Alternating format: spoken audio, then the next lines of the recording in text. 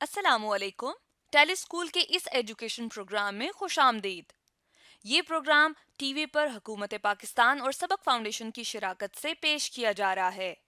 इसके लेसन्स पाकिस्तान के तमाम तालीमी बोर्ड बशमूल कैम्ब्रिज के सिलेबस के मुताबिक तैयार किए गए हैं, जिसमें एजुकेशन कंटेंट सबक फाउंडेशन प्रोवाइड कर रही है। सबक फाउंडेशन की वेबसाइट सबक.pk पर केजी से 12वीं जमात तक वीडियोस और प्रैक्टिस टेस्ट बिल्कुल मुफ्त दस्तियाब हैं। जनरल मैथमेटिक्स के लेसन में आज का हमारा टॉपिक है कंग्रेंसी ऑफ ट्राइंगल्स और ASA पोस्टुलेट। ये फेडरल और पंजाब बोर्ड की क्लास 10th में चैप्टर 7 फंडामेंटल्स ऑफ ज्योमेट्री, जबकि सिंध बोर्ड में चैप्टर 10 ज्योमेट्री का टॉपिक है। इस लेसन में स्टूडेंट्स कंग्रेंसी ऑफ ट्राइंगल्स के बारे में पढ़ेंगे। इसके अलावा एंगल साइड एंगल पोस्टुलेट्स के बारे में भी पढ़ेंगे। आज के लेसन और इससे मुंसलिक तमाम वीडियो लेक्चर्स को घर बैठ के देखने के लिए आप सबक.pk की वेबसाइट पे जा सकते हैं और वहां फ्री वीडियो लेक्चर्स के साथ साथ प्रैक्टिस टेस्ट भी मौजूद हैं, जिन्हें देखकर आप अपने कॉन्सेप्ट्स को पुख्ता कर सकते हैं और इम्तिहानात में ट्यूशन लिए बगैर शानदार नंबर हासिल कर सकते हैं। ये सब कुछ सबक.pk की वेबसाइट पर बिल्कुल मुफ्त दस्तयाब है। वेलकम स्टूडेंट्स, आज हम बात करेंगे कॉन्ग्रुएंसी ऑफ ट्राइंगल्स पर और देखेंगे कि क्या इसका कंसेप्ट है। ठीक, जब भी हमारे पास दो या दो से ज़्यादा ट्राइंगल्स आती हैं और हम इनमें कंपैरिजन कर रहे होते हैं, देख रहे होते हैं क्या क्या ये ज्योमेट्रिकली कॉन्ग्रुएंट हैं ट्राइंगल्स या नहीं, तो उसका क्या रूल आज हमने इसको समझना है।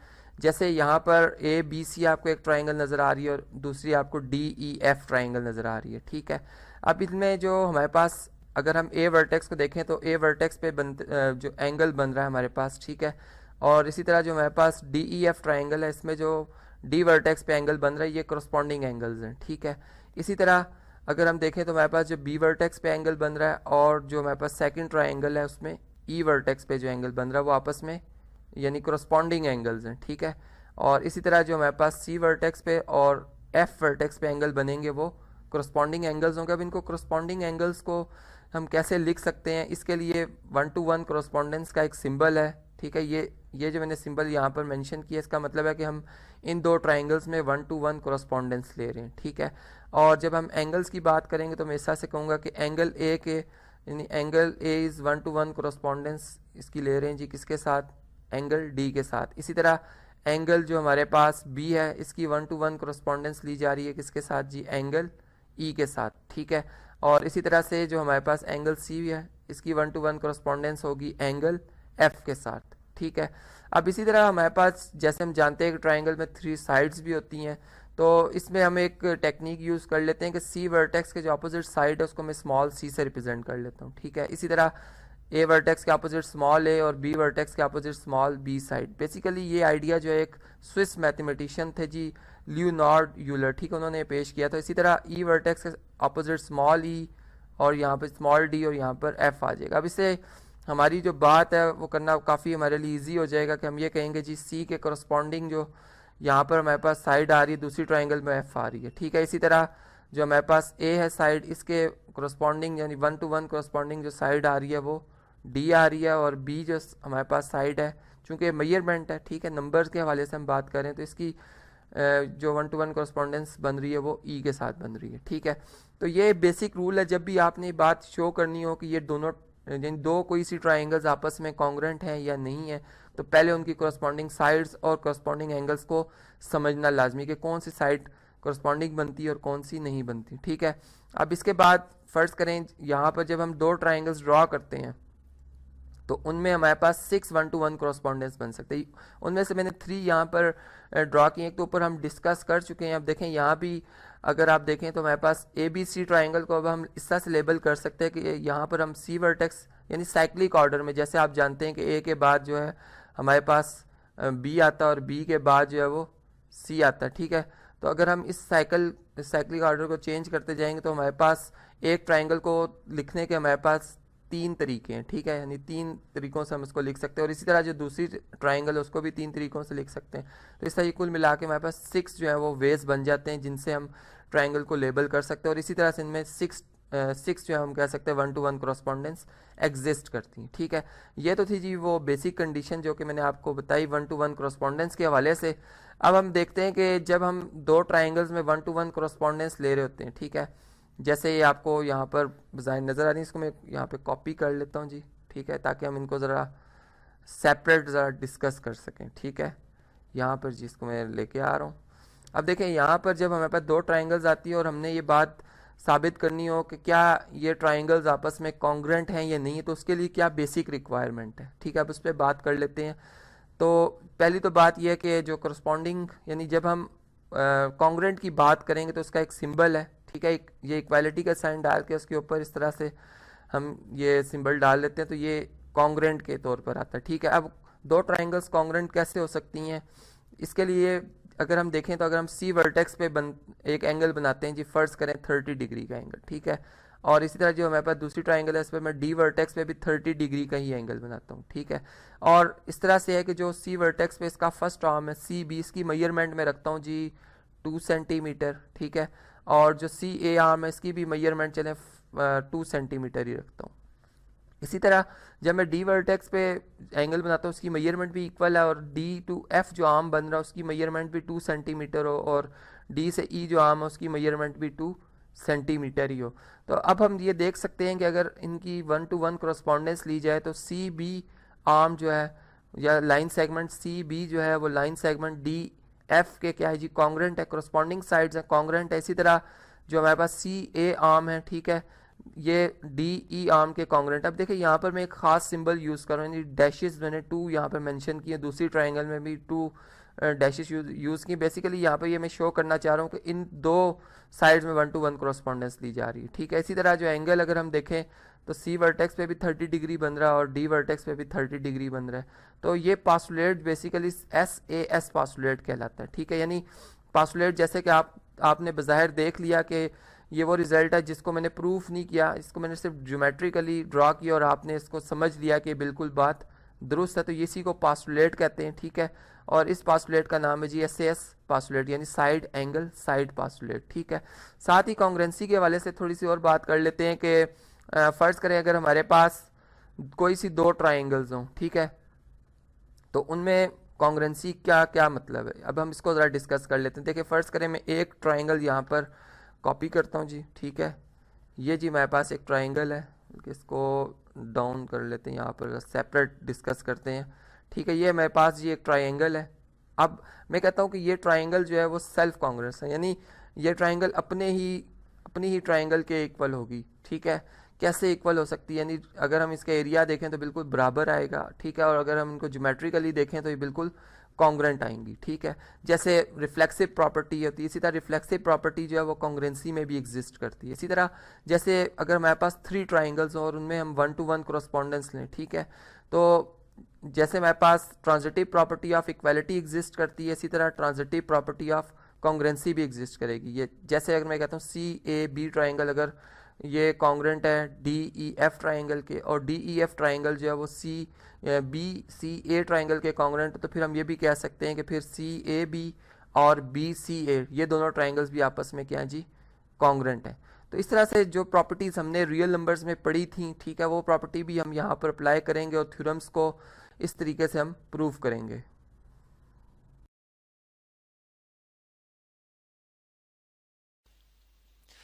स्टूडेंट क्वेश्चन है जी कि when two triangles are said to be congruent, दो वर्ड है जी, ट्रायंगल एंड कॉन्ग्रुएंट। ट्रायंगल क्या है, कॉन्ग्रुएंट क्या है? ऐसी क्लोज फिगर जिसके अंदर 3 साइड्स होती हैं। जैसे अगर मैं यहाँ पे मेंशन करूं तो ये हमारे पास एक क्या है जी, ओके, यहाँ पे स्ट्रेट लाइन ड्रॉ करते हैं, ये हमारे पास एक ट्रायंगल है। ठीक है, दिस इज कॉल्ड ट्रायंगल। इसको मैं नेम करता हूं।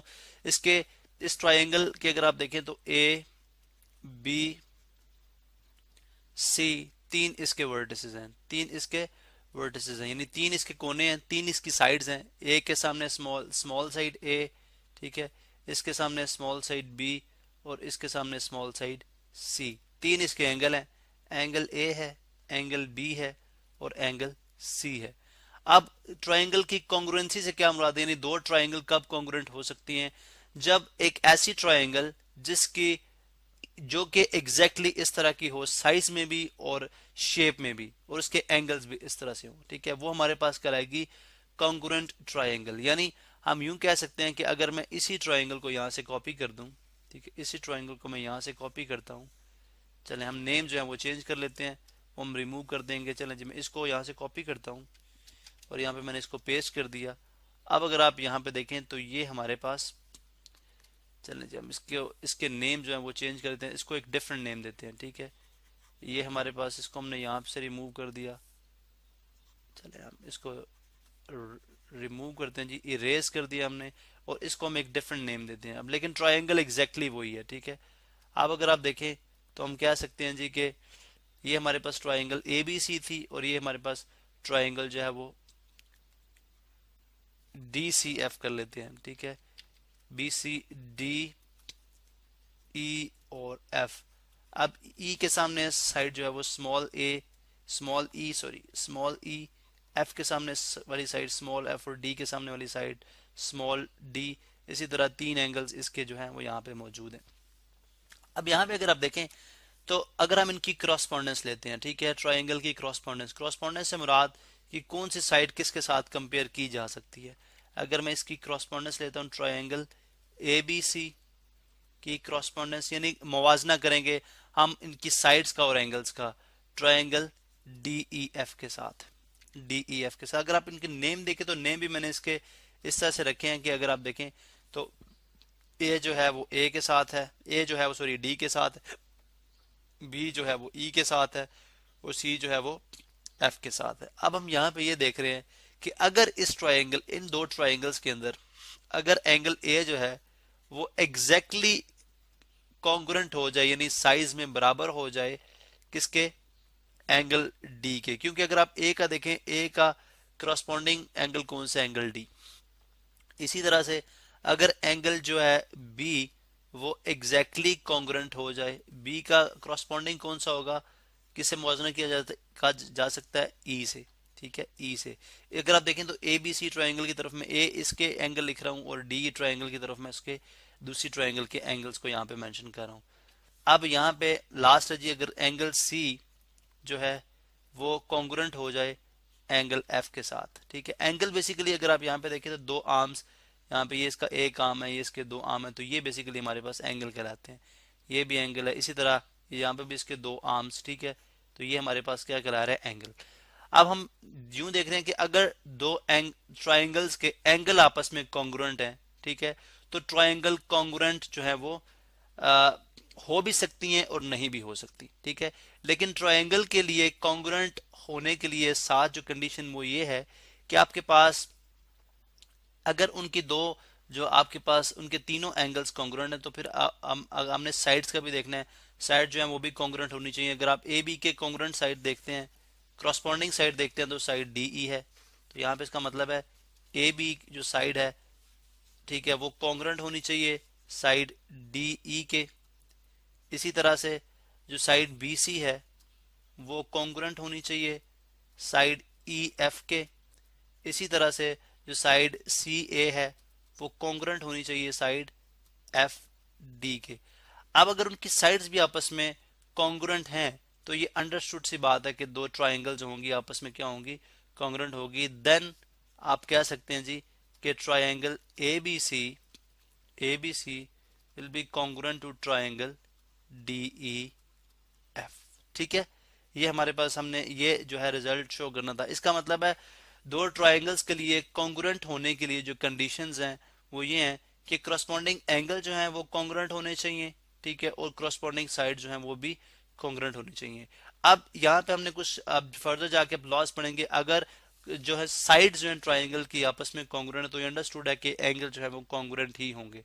लेकिन अगर एंगल कॉन्ग्रुएंट तो ये साइड जो है वो कॉन्ग्रुएंट हो भी सकती हैं और नहीं भी हो सकती, क्योंकि अगर मैं इसको यहाँ से एक्सटेंड कर दूं, ठीक है, एंगल इसका यही है, इसको यहाँ से एक्सटेंड कर दूं तो डेफिनेटली ये भी यहाँ से एक्सटेंड हो जाएगी और यहाँ पे जो है अब एंगल अगर आप यहाँ पे देखें इस ट्राइंगल का एंगल जो है वो सेम होगा, ठीक है, लेकिन साइड जो है वो बढ़ गई। इसका मतलब है अगर तीनों एंगल कॉन्ग्रुएंट है तो ट्राइंगल कॉन्ग्रुएंट हो भी सकती है, नहीं भी हो सकती है, लेकिन अगर तीनों साइड्स कॉन्ग्रुएंट है तो ट्राइंगल जो है वो अंडरस्टूड के कॉन्ग्रुएंट होगी। इसी तरह से अगर दो एंगल और उनकी इंक्लूडेड साइड से मुराद अगर आप ये दो साइड्स और उनका इंक्लूडेड एंगल, यानी अगर आप ए सी साइड ले लें और बी सी साइड ले लें, इंक्लूडेड एंगल सी हो जाएगा। इसी तरह अगर आप डी एफ साइड ले रहे और ई एफ साइड ले रहे और उनका इंक्लूडेड एंगल एफ हो जाएगा। अगर ये